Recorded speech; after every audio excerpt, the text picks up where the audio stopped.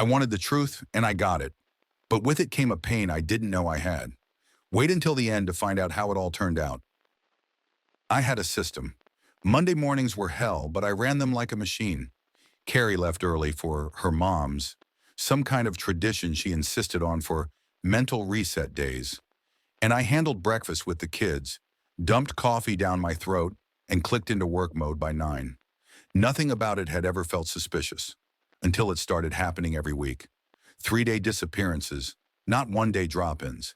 And it didn't add up. Her mother's place was 20 minutes away in the next town over. Hell, I've driven there, blindfolded before. So why did it suddenly feel like Carrie was vanishing into thin air?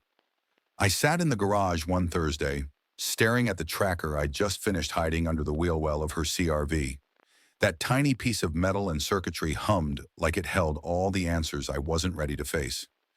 I didn't do it out of paranoia.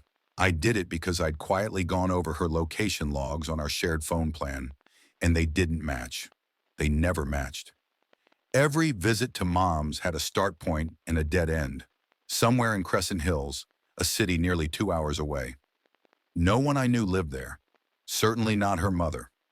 3 days later, I watched her drive off, checked the tracker's ping, and started sweating before I even got out of the driveway. Crescent Hills again. I waited half a day. Then I drove. The address led me to a quiet residential complex. Maple trees lined every driveway like they were trying to dress up the lies inside. Apartment 202B. I walked past the leasing office with a fake grin and a clipboard like I had an appointment. Buzzed in through the front door using the code I'd seen her enter last month when I dropped off her forgotten badge at her office. There was no badge, just suspicion, building brick by brick. I knocked. 3 gentle taps, then again. The door opened and my heart split like rotted wood. A little girl, couldn't be older than 5, stood blinking up at me. She had Carrie's sea glass eyes, same jawline, same dimples when she squinted. My knees nearly buckled. "Is your mom home?" I asked, voice barely audible. She nodded and skipped back into the apartment, yelling for Mommy. I stepped inside slowly. I wasn't ready for what I found. Framed baby photos lined the hallway walls. One of them was the same kid, in a newborn wrap, cradled by a man I didn't recognize. There were cards with a different last name. The Rileys. Not Carrington, not me. Her name, written out in blocky, childish print on a fridge magnet board, was Avery Riley. Carrie was now Eileen Riley, according to a marriage certificate I spotted on a desk by the kitchen. I had to brace against the doorframe. Carrie had built an entirely new identity, and she had a second family. My hands shook as I snapped photos with my phone, quietly before slipping out. I couldn't breathe properly until I reached my car and sat there, just staring at the wheel like it could explain what the hell I had just seen. I wanted to scream, but nothing came out. I drove home in a fog, parked crooked, and sat in the garage like a man who'd been kicked out of his own reality. That night, I pulled up our shared financials. Years ago, we agreed to maintain separate project funds, money for renovations, vacation plans, and so-called family savings. She managed most of it. I rarely checked the sub-accounts. Now I did. Transfers, recurring ones. Thousands of dollars every month going to a checking account I hadn't seen before. I traced the routing info, same bank as mine, same city as Crescent Hills. It took me 2 hours to find the man. His name was Brian, a software engineer, divorced, custodial parent, according to his public court file. He thought he had a daughter named Avery Riley. He also thought Carrie was his wife. On paper, they even filed taxes together. I found their online records, every bit of it legal looking. Fabricated but tight. I couldn't sit with it. I called him. Didn't explain much. Just asked to meet. He agreed. We met in a diner. I brought the documents. The man read every word in slow, stunned silence. At one point, he dropped the file and just stared at me. I thought he might swing. Instead, he laughed. A cracked, hollow sound like air escaping a long-dead tire. "She told me you left her when she was pregnant, that you never wanted a family?" I said nothing. What could I say? The next part happened faster than I expected. Brian made his own calls. The police, Child Protective Services, Fraud Division. We walked into the precinct together and filed reports. They took everything seriously. By nightfall, Carrie, or Eileen, was under investigation for bigamy and child support fraud. Brian's payments, it turned out, had been funneling through a secondary account into her fake life. I wasn't finished. I accessed the family fund account that she always claimed was for future house projects. We'd saved for years. She had tucked away nearly 40 grand, and I emptied it in one transaction. My name was on the account too. I transferred it to my legal counsel's trust account. The next day, she was arrested outside her workplace. I didn't watch. I only read the report. Brian was there. He said she looked like a woman caught halfway between two worlds, and now neither wanted her. The child, Avery, was placed in temporary care during the investigation. Brian's paternity test was pending. Mine never existed. There was never a David Riley. I was just the man she left in the original life. Used, forgotten, a stepping stone. But I wasn't done watching her fall, and the worst was yet to come. 2 days after Carrie was arrested, I found myself staring at a folded piece of printer paper that had been jammed into the slit of my mailbox. There was no postage, no address, just my name written in shaky blue ink. Inside was a single sentence. I need to see my daughter. No signature, just the familiar slant of Carrie's handwriting, tighter than usual, clenched like a fist on paper. It took me longer than it should have to realize how wrong that sentence was. Her daughter, that girl, Avery, wasn't mine. Carrie had lived an entire second life built on a tower of lies. But here she was, clawing at the edges like a cornered animal trying to climb back in. I threw the note into the kitchen sink and turned on the garbage disposal, but the words didn't grind away as easily as the paper. 3 hours later, I sat in my lawyer's office with Brian across from me, looking like he hadn't slept since this started. We both had temporary restraining orders filed against Carrie, but he had received a letter too. Only his came through his attorney. She was claiming coercion now, insisting Brian manipulated her into creating a fake marriage for immigration purposes, and that she feared for her and Avery's safety. A textbook reversal, the kind of move that sounds insane until a judge starts believing it. "Do you think she'll actually try to regain custody of Avery?" I asked. Brian didn't answer right away. His hand rubbed the back of his neck, slow, anxious. "She already did." He slid a copy of the emergency custody petition across the table. It was full of legal jargon, but one line hit me like a hammer. Petitioner seeks immediate reunification with minor child due to emotional trauma resulting from wrongful separation. Wrongful separation? I almost laughed. Instead, I clenched my jaw until it hurt. Our attorney leaned forward, tapping the document. "She's hired a new lawyer, sharp, aggressive, media-friendly. If this hits the public courts, you both need to be ready for her to spin it. She's going to play the victim. Mother torn away, child traumatized, abandoned by men who took advantage of her vulnerability." I hated how possible that all sounded.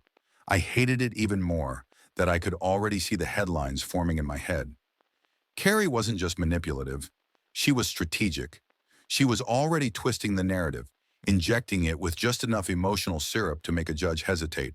And courts? They don't like chaos. They crave clean lines. A teary woman with a good lawyer can blur those lines fast.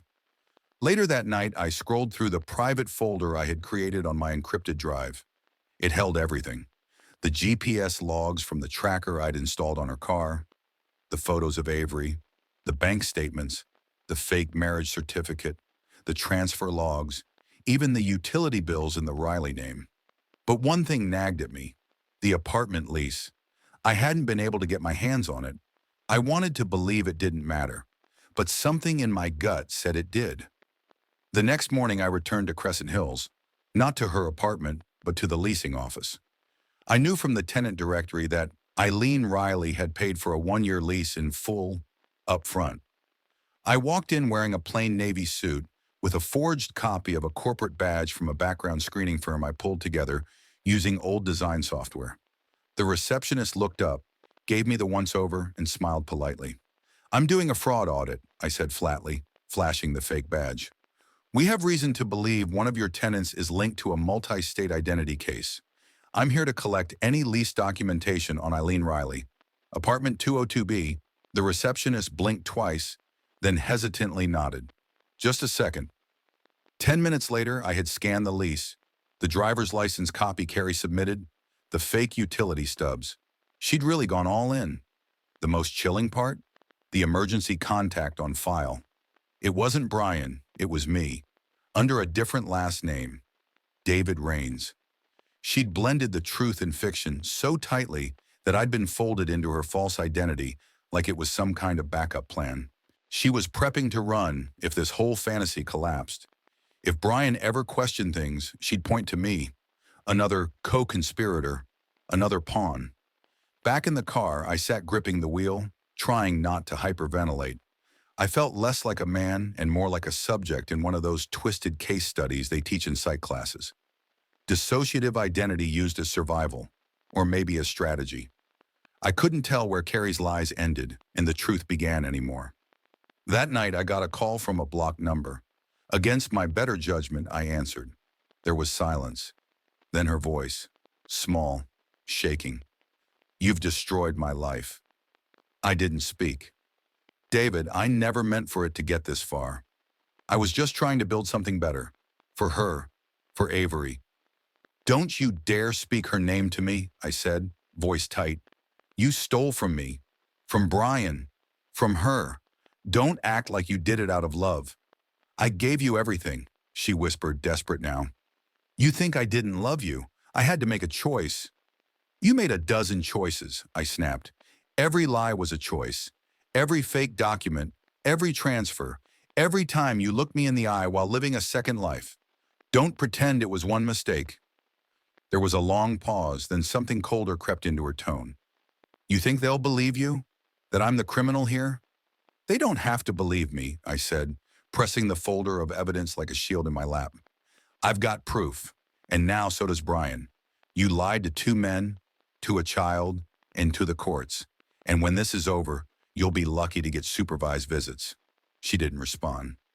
Just breathed heavily for a few seconds. Then the call ended. The next day, a motion was filed requesting that both Brian and I be barred from contacting Avery. Carrie's lawyer was claiming psychological endangerment due to obsessive male interference. It was bold, and it almost worked. Brian's lawyer called in a panic.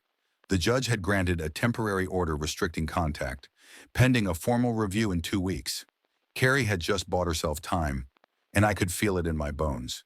She was going to use it. But I wasn't done. I had one last card to play, and it was hidden in the folder from the leasing office. The name of the notary public who signed her lease? I recognized it. A woman I once did a project with during a home addition job 5 years ago, and she owed me a favor. The war wasn't over. It was just getting personal. By the time the courthouse hearing date appeared on the calendar, 2 things had happened. Brian and I were officially considered interested parties in a fraud and custody case, and Carrie had managed to turn herself into some twisted version of a sympathetic figure. A few days after the temporary contact ban was filed, a local blog posted a human interest piece titled, "Mother Torn Between 2 Lives After Custody Scandal." It read like something out of a fever dream, full of carefully chosen quotes from her attorney, insinuating she'd been manipulated by 2 men playing tug-of-war with her daughter. She even had a photo included, one of her holding Avery on a swing, sunlit and innocent-looking, like some magazine spread for modern motherhood. The comments section made my blood boil, people calling her brave, resilient, a victim of the system. Not one mention of how she fabricated a second marriage. Not one reference to the child support scam. Brian was livid, but I felt something worse. Cornered. She's setting up the narrative before the hearing, he muttered as we scrolled through the article on his cracked iPad in the lawyer's office. She's not trying to win legally, she's trying to win emotionally. I didn't reply. I already knew. The hearing was 3 days away, and she'd gained ground. Fast. That night, I sat alone on the back porch, the only light coming from the dim bulb above me and the faint blue glow of my laptop screen. I went back through every piece of documentation I'd collected. Each bank transfer, each lease agreement, even down to the receipts for toys and furniture from the apartment. Then I paused on something I hadn't considered before: school enrollment. Avery had to be enrolled somewhere. There was no way she could be attending kindergarten without documentation. If Carrie had faked that too, there had to be a trail. The next morning, I began calling local elementary schools near the Crescent Hills address. On the third try, I hit pay dirt. Yes, there was a student named Avery Riley, enrolled since August. And yes, the parent contact was Eileen Riley with an address and phone number that matched the apartment. But what stopped me cold was the secondary contact: Brian's name. She'd used him, again, as a fallback number, as a shield. I got on the phone with our attorney immediately and handed her the information. She was quiet at first, then said something I'll never forget. She's setting up residency, and she's done it in a way that could make the court view her as the child's sole stable guardian. It hit me like a gut punch. If the court saw Avery as rooted in that district, with consistent school attendance, and only Carrie on file as her mother, they could side with her. The fake life was now not just a scam. It was a framework. She hadn't just played us. She'd tried to make it real. And the courts didn't care about intent. They cared about stability. She's going to use the child, I said through clenched teeth. She's building the illusion of safety while we're framed as chaos. The lawyer nodded grimly. We need to prove the opposite. Fast. We only had one angle left. The notary. Her name was Denise Weller. We'd crossed paths on a property remodel years ago. She'd notarized a permit approval for a county inspector who didn't want to drive all the way out. She'd been kind, meticulous, and above all, honest. When I called her and explained what I'd uncovered, very carefully without pressuring her, she remembered the appointment. She came in with a man, Denise said. Tall, dark beard. He said he was Brian Riley. That was the piece we hadn't seen coming. Carrie had brought someone pretending to be Brian. She'd staged a fake identity validation in front of a legal witness. That changed everything. Are you willing to testify? I asked carefully. Denise paused, then sighed. If it helps a child stay safe, yes. We were back in the game. By the time the court date arrived, I hadn't slept more than a few hours in days. Brian and I sat side by side on the stiff bench outside the courtroom, both of us looking like men who'd aged 5 years in 5 weeks. Carrie arrived late, flanked by her new attorney and wearing a muted gray blazer like she was on her way to give a TED Talk on parenting after trauma. She barely glanced at us, and Avery wasn't with her. Once inside, the courtroom was cold, sterile, filled with the tap of keyboards and the soft shuffling of papers. The judge, a stern woman with a clipped tone, opened the hearing with a request for background. Carrie's lawyer launched into a sweeping tale of confusion, heartbreak, miscommunication. They painted Carrie as a woman driven to desperation after being emotionally manipulated by 2 men, one of whom, Brian, abandoned her, and the other, me, who coerced financial control through shared accounts. It was absurd, but they had polish, delivery. Then our side began. We presented every document in sequence: the double lease, the bank transfers, the GPS data, the CPS reports, the falsified school forms, and then Denise's testimony, calm, clear, and undeniable. She identified the imposter Carrie brought with her, said she had assumed it was Brian because of how confidently Carrie introduced him. But when shown a photo of the real Brian in court, Denise shook her head. That's not the man who signed that lease with her. That silence afterward felt like a curtain finally pulling back. Carrie's lawyer scrambled to push doubt into the record, questioned Denise's memory, claimed the witness might have been mistaken, but the damage was done. When the judge finally spoke again, she requested all parties submit to a formal paternity and custody review. She demanded Carrie surrender any and all documents related to the alternate identity she had been using. And then, my breath caught, she ordered Avery placed into temporary foster care under supervised visitation. It didn't feel like a victory. It felt like someone had torn open a wound and forced us all to look inside. As we stepped out of the courtroom, Carrie turned and for the first time in weeks really looked at me. You think you won, she whispered, but you've just made her an orphan. I didn't answer. I couldn't, because she was right in a way I hated to admit. Carrie had burned everything to the ground. Now all that remained was smoke and the memory of who we used to be. But the final move was still coming, and I wasn't going to blink when it did. The email came 2 days before the final custody hearing.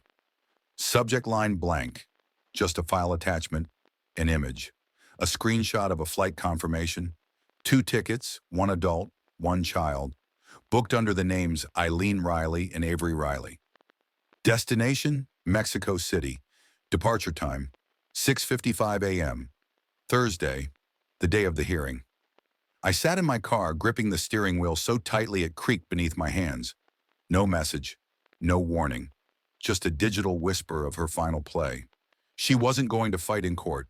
She was going to vanish, cut the thread completely and disappear into a country where names didn't matter, and parental rights meant nothing unless someone had the money to drag lawyers across borders. And I knew one thing with terrifying clarity. She'd been building this plan long before the courtroom ever saw her face. Brian was already at the courthouse when I called. He didn't even let me finish. "She's running," he said. "I can feel it. What do we do?" My voice was a blade. "We stop her." I drove faster than I should have, tires groaning against every curve, heart punching out rhythms I couldn't calm. Every mile toward the airport felt like a fuse running toward detonation. Brian called a contact at the sheriff's department, an old friend from college. The second we confirmed the ticket and the alias, they contacted TSA. I had screenshots, bank statements, even the forged school ID Carrie had created for Avery. It was enough, barely. But the system moved slowly. I didn't. At 5:42 a.m., I walked into Terminal C, scanning every face. It was quiet, sterile. People lined up in sleepy shuffles, dragging suitcases and murmuring half-awake goodbyes. I saw them near the end of the check-in line. Carrie had cut her hair, wore glasses she didn't need, a gray hoodie pulled tight around her face. Avery stood beside her, sleepy and confused, holding a tiny stuffed elephant in one hand. I moved fast, not loud, just direct. She looked up, and the blood drained from her face before I said a word. "You're not getting on that flight." She didn't run. She didn't speak. She just stood there frozen, eyes darting around for exits that didn't exist anymore. Behind me, 2 sheriff deputies arrived, calm and deliberate. One nodded at me. "Sir, we'll take it from here." Carrie tried to speak then, to spin, said I was harassing her, that she had full custody, that Avery wanted to go with her. The deputies didn't react. They asked for ID. And the moment she handed over the forged one, it was over. It didn't end with screaming. It ended with silence. Carrie was escorted out of the terminal in handcuffs, still insisting she had done nothing wrong. Avery, crying softly now, reached out for the deputy holding her hand. She didn't reach for Carrie. The custody hearing that afternoon was no longer a question of who should have Avery. It was a question of what punishment Carrie was facing. Fraud, identity theft, bigamy, kidnapping with intent to flee jurisdiction. Her lawyer never showed. She stood alone, thin, pale, a shell of the woman who once wore 2 faces like masks and lived a double life with terrifying confidence. When the judge read the ruling, she didn't look up. Custody was awarded jointly to Brian, pending a permanent review. Avery would live with him full-time. Carrie would receive no visitation rights until cleared by psychological and criminal evaluations, assuming she avoided federal charges. She wouldn't. The fraud crossed state lines. So did the financial theft. The IRS was coming next. I didn't speak to her afterward, not once. She tried, letters, emails, even a voicemail, where she cried so hard she couldn't finish a sentence. I deleted all of them. 3 weeks after the verdict, I met Brian at a quiet park in his neighborhood. Avery ran ahead of us on the playground, laughing for the first time in weeks. She didn't talk about Carrie, not directly, but sometimes she'd say things like, "This house doesn't have secrets," and I'd know. Brian leaned on the rail beside me, arms folded. "She almost got away with it," he muttered. I shook my head. "She did." For years, he looked over. "Why didn't you press charges yourself? You could have dragged her through the dirt." I didn't answer right away. Then I said, "Because it's worse for her this way. She built a life on lies, and now it's all ashes. No money, no family, no one left to believe her." I left the rest unsaid. That night, I stood in my kitchen, alone again. I made myself a coffee. the old way Carrie used to, down to the cinnamon she always sprinkled on top. I didn't drink it. I just stood there holding the cup, staring at the life I had once thought was mine.